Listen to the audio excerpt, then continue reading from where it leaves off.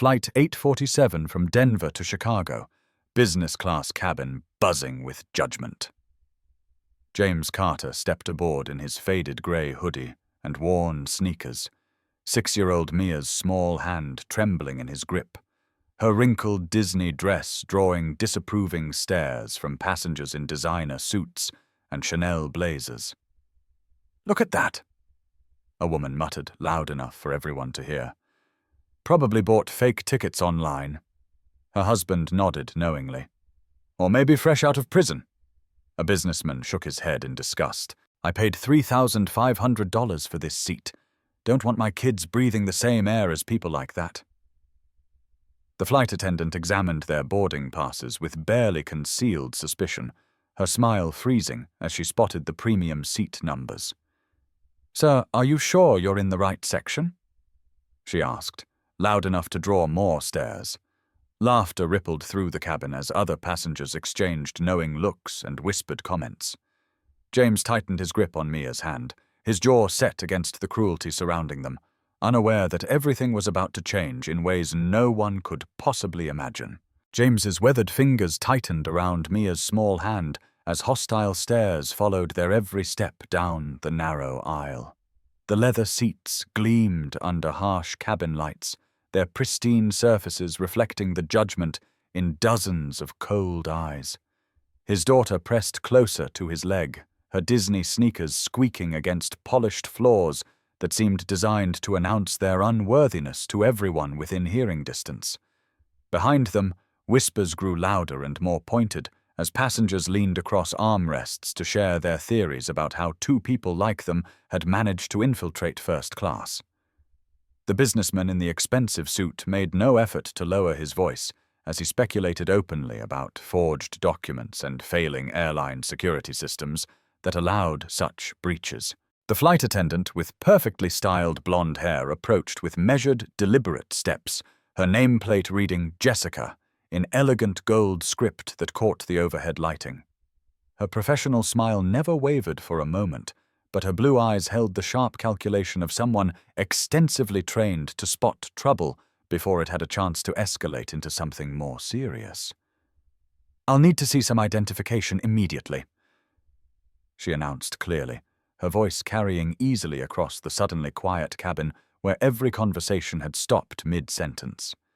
James reached into his back pocket with deliberate slowness, acutely aware of every single eye tracking his movements with the intensity of predators watching potential prey. His worn leather wallet looked shabby and deeply suspicious against the backdrop of designer handbags and platinum credit cards gleaming in the ambient light. Mia tugged insistently on his hoodie sleeve, her voice barely above a whisper as she asked why everyone was staring at them like they had committed some terrible crime.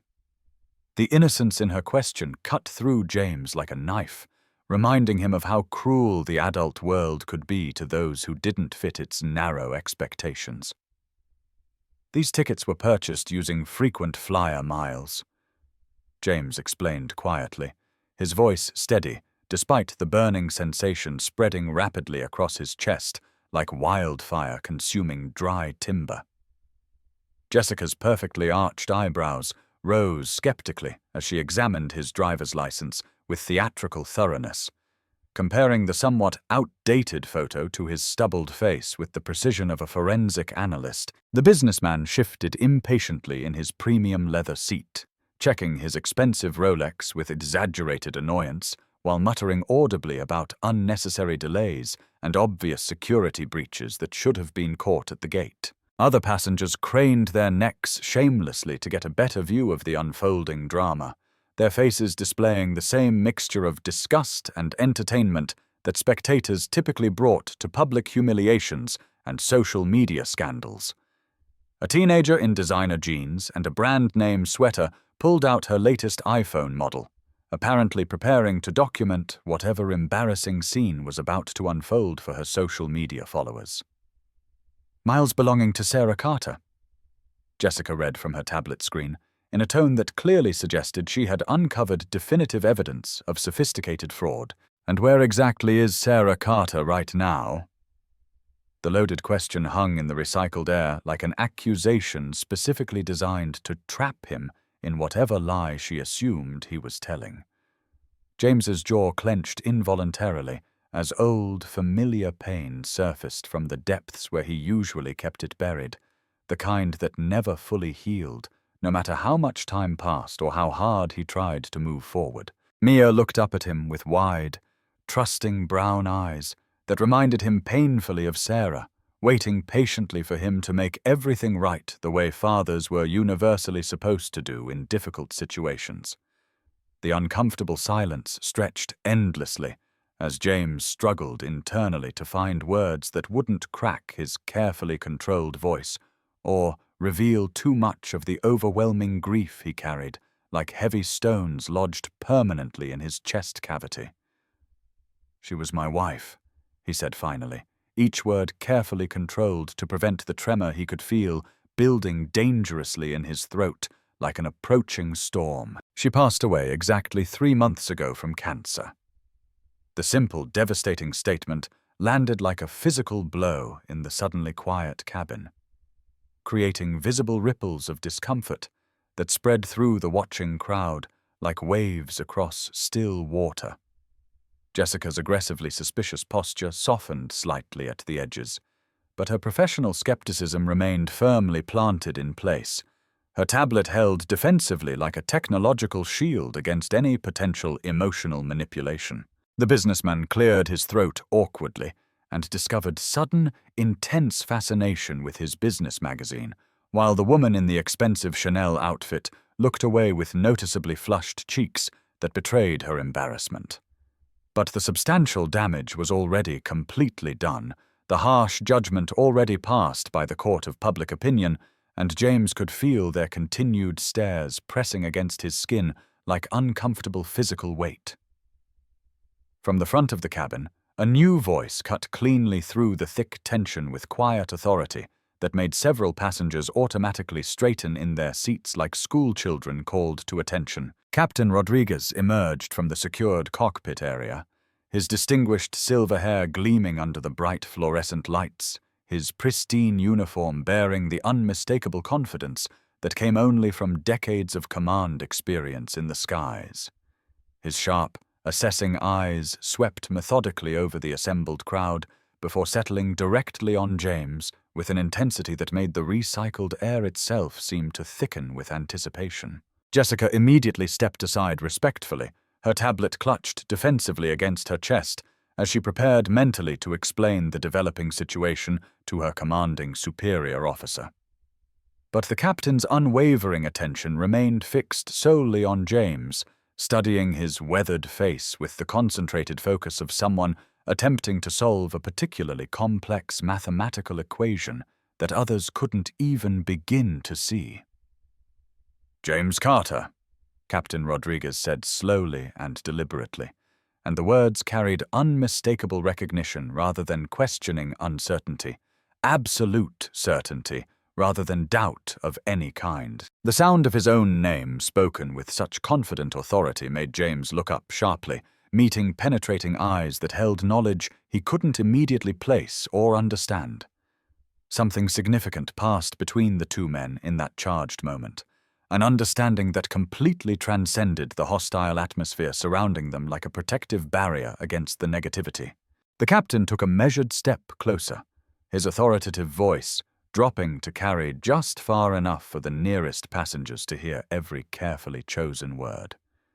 "You served with distinction in Afghanistan with the 23rd Infantry Division," he continued, each word precisely delivered with military precision that commanded absolute attention from everyone present. "You received the Bronze Star with V device for exceptional valor under enemy fire."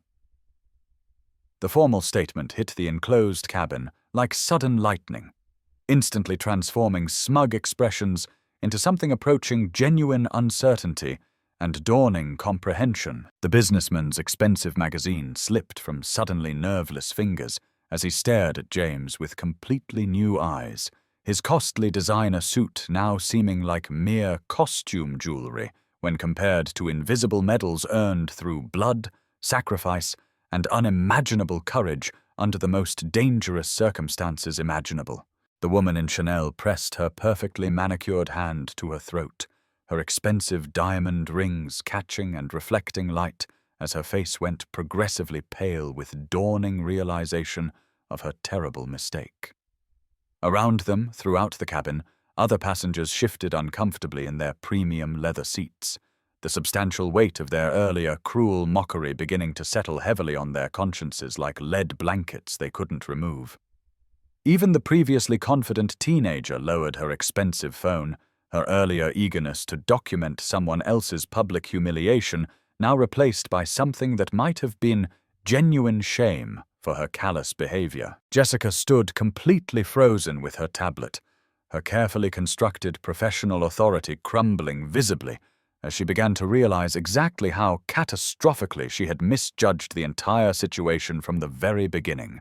"You single-handedly saved 22 men during the devastating Kandahar offensive," Captain Rodriguez continued with reverence, his voice carrying the deep respect reserved exclusively for genuine heroes rather than Hollywood fantasies or fictional characters.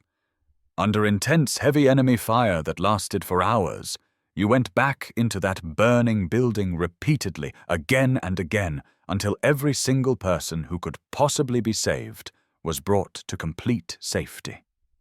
The vivid words painted clear, heroic pictures in the minds of listening passengers, powerful images of real courage and selfless sacrifice that made their earlier petty assumptions seem not just wrong, but genuinely cruel and unconscionable. James remained completely motionless under the sudden, intense scrutiny, his protective arm wrapped securely around Mia's small shoulders as she gazed up at him with pure wonder, admiration, and pride shining clearly in her innocent eyes. The entire cabin had transformed into something resembling a cathedral of respectful silence, every single breath held in suspense as the captain's carefully chosen words systematically revealed the true character of the man they had all been so quick to judge, based purely on superficial appearances. But James shook his head slowly and deliberately, unmistakable pain flickering visibly across his weathered features, like dancing shadows cast by painful memories that refused to let him find peace or rest. "Not everyone made it out," he said quietly, and those 4 simple words carried the crushing weight of countless sleepless nights and recurring dreams that always ended the same tragic way. "I couldn't save Marcus Williams, and that failure haunts me every single day." The raw, honest admission hung heavily between them like a deeply personal confession, vulnerable and devastating in its complete simplicity and absolute truth. Captain Rodriguez's stern military expression softened noticeably, with understanding that came directly from shared experience, with profound loss, devastating regret, and the burden of command decisions that haunted leaders forever.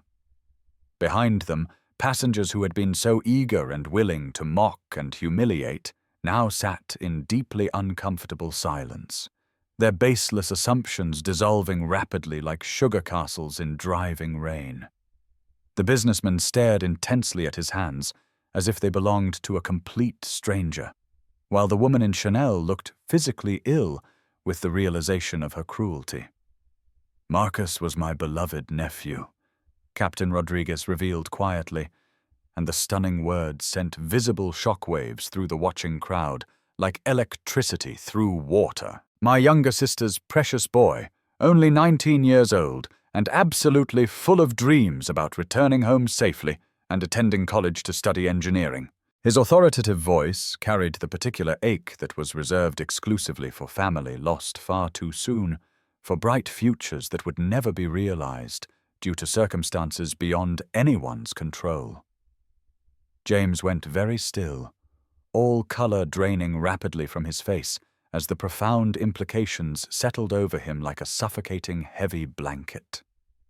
Around them, previously judgmental passengers leaned forward despite themselves, drawn irresistibly into a deeply personal story that was systematically transforming their fundamental understanding of the man they had dismissed so casually and cruelly. The captain reached deliberately into his uniform jacket pocket and withdrew a time-worn envelope, its edges soft with age and countless careful readings over many years. "You stayed with Marcus in those final precious moments," Captain Rodriguez continued, his steady voice thick with emotion that 8 long years had failed to diminish or heal. "You held his hand and told him comforting stories about home, about the loving family eagerly waiting for his safe return." The powerful words struck James like physical blows, each one systematically reopening wounds he had thought were finally beginning to heal after all this time of careful recovery. But the captain wasn't finished with his revelations, and his next disclosure would completely change everything the passengers thought they knew about genuine heroism and meaningful sacrifice.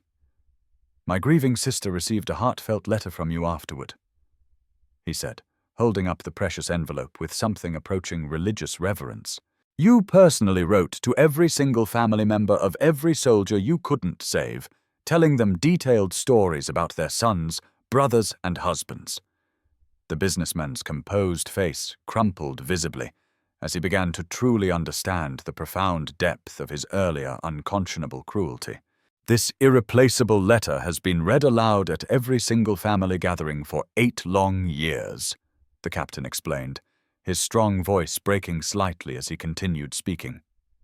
"It sits prominently on my sister's mantle right next to Marcus's graduation picture because it definitively proved that her son truly mattered, that someone who actually knew him personally thought he was worth remembering and honoring forever." James's hands trembled uncontrollably as he recognized the familiar envelope, remembering with perfect clarity writing those agonizing letters during the dark hours immediately after the battle, when oppressive silence was too heavy to bear alone. The transformation occurring throughout the cabin was almost tangible, as bitter hostility melted away like morning frost under warm, forgiving sunlight. Jessica's face had gone completely pale, her forgotten tablet hanging uselessly at her side as she stared at James with entirely different, respectful eyes. The woman in Chanel was now crying openly, her earlier harsh judgment completely replaced by something approaching genuine self-loathing for her behavior. "Sarah worked loyally for this airline for 5 dedicated years," Captain Rodriguez said, his authoritative voice becoming gentler as he looked down at Mia, who was watching the complex adult conversation with wide, uncomprehending eyes. "She was consistently one of our finest flight attendants, genuinely beloved by passengers and crew members alike for her exceptional kindness and unwavering professionalism." He knelt down gracefully to Mia's eye level, his stern captain's mask softening completely into grandfatherly warmth that transformed his entire demeanor and appearance. "Your wonderful mama talked about you constantly, sweetheart," he told her with genuine, heartfelt affection that was impossible to fake.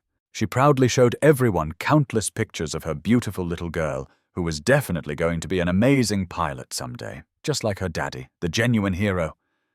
Mia's innocent face lit up with pure, unbridled joy at the loving mention of her mother, and she nodded eagerly with enthusiasm, her earlier fear and confusion completely forgotten in the comforting warmth of the captain's kind attention.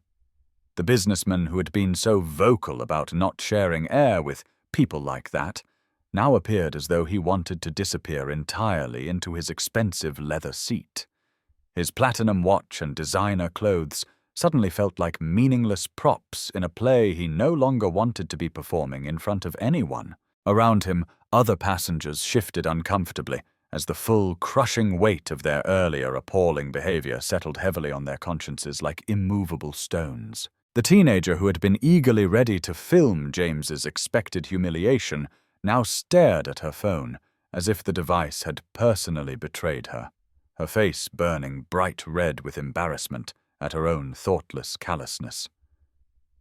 Even the flight attendants who had gathered curiously to watch the confrontation now stood with expressions of dawning horror at how they had treated a man who truly deserved their highest respect and honor. "Sarah made me promise something very important before she died," Captain Rodriguez continued, standing to address James directly with the full authority of his position and years of experience. She made our entire crew promise, actually, that if you ever used those miles she had saved, if you ever flew with us, we would take exceptional care of you and Mia like family. He gestured meaningfully toward Jessica and the other flight attendants, who were now watching with expressions of deep shame and growing understanding. We knew you might come someday, knew you might need to use those miles Sarah had saved for a special family trip that never happened because she became sick. His voice hardened slightly as he looked around the cabin at passengers who couldn't meet his disapproving eyes. What we didn't anticipate was that some of our passengers would treat a decorated war hero and his daughter like criminals. Jessica stepped forward immediately, her face burning with embarrassment and tears threatening at the corners of her carefully applied makeup. "Mr. Carter, I owe you the most profound apology," she said, her voice shaking with genuine remorse and regret. "There's absolutely no excuse for how I treated you and your daughter. None whatsoever." She looked down at Mia, who was still pressed protectively against her father's side, and her expression crumpled further with visible self-reproach. "And you too, sweetheart. I'm so very sorry for being mean to you when you did nothing wrong." Other flight attendants murmured their own heartfelt apologies, their earlier hostility completely replaced by genuine remorse and something approaching awe for what James had accomplished. The businessman stood abruptly, his face red with overwhelming shame, and without saying a single word, pressed several crisp $100 bills into James's hand before retreating quickly to his seat, unable to meet anyone's eyes.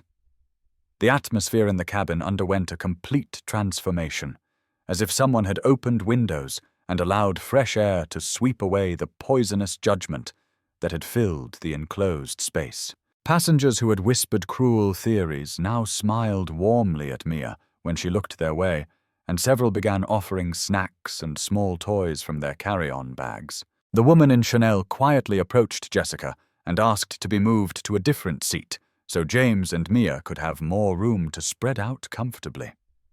"Please," she insisted when Jessica hesitated. "It's the absolute least I can do after my appalling behavior."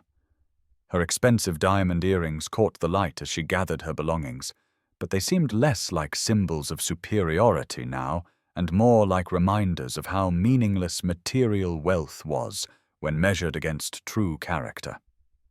As the plane reached cruising altitude and the seatbelt sign chimed off, Captain Rodriguez returned from his final cockpit checks, carrying a small wrapped package. "This is from Sarah," he told James quietly, settling into the seat the woman in Chanel had vacated with grateful deference. "She left specific instructions for us to give this to you when you were ready to fly again." James's hands shook as he carefully unwrapped the tissue paper, revealing a hand-carved wooden airplane, polished smooth by loving hands. Inside the tiny cockpit sat a miniature pilot figure, and attached to one wing was a note in Sarah's familiar handwriting that made his breath catch. "For the man who taught me that heroes don't always wear uniforms, sometimes they wear hoodies and hold their daughter's hands through scary moments."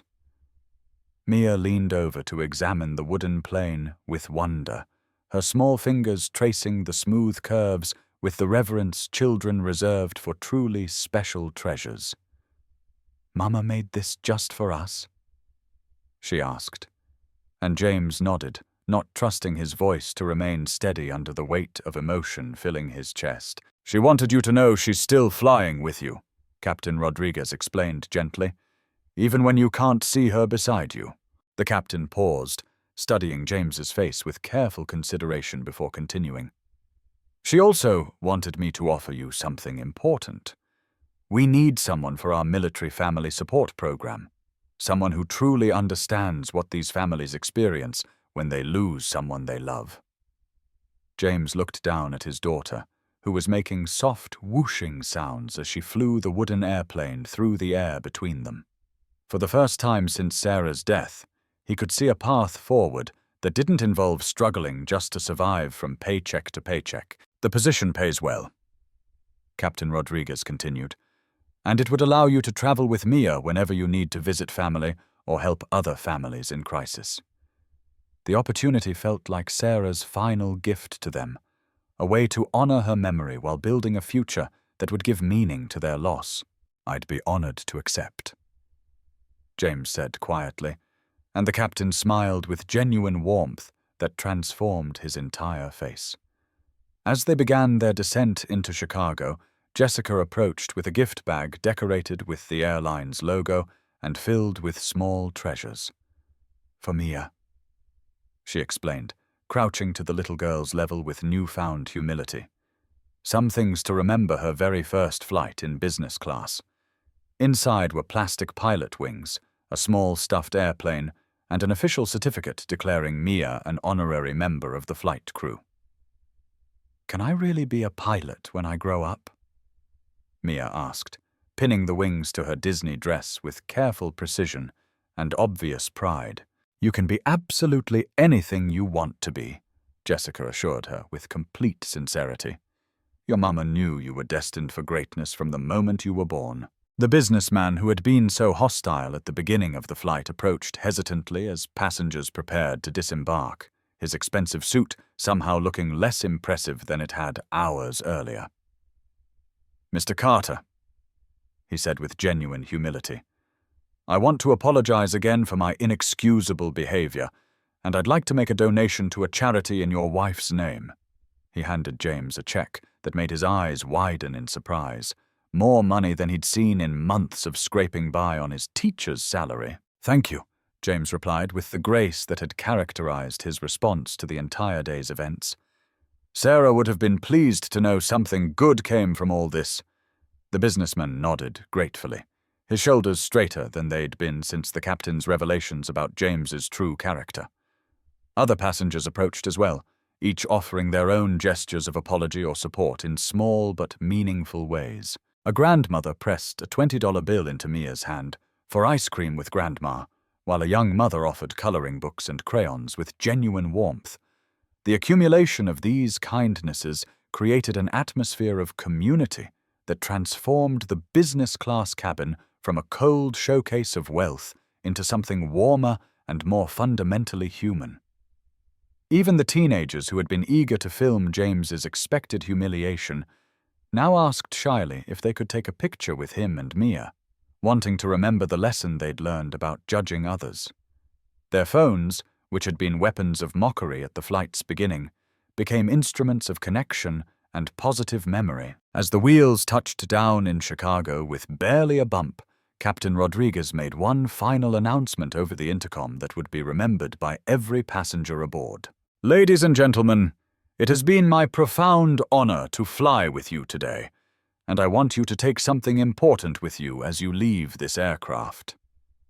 His voice carried the weight of hard-earned wisdom as it filled the cabin one last time.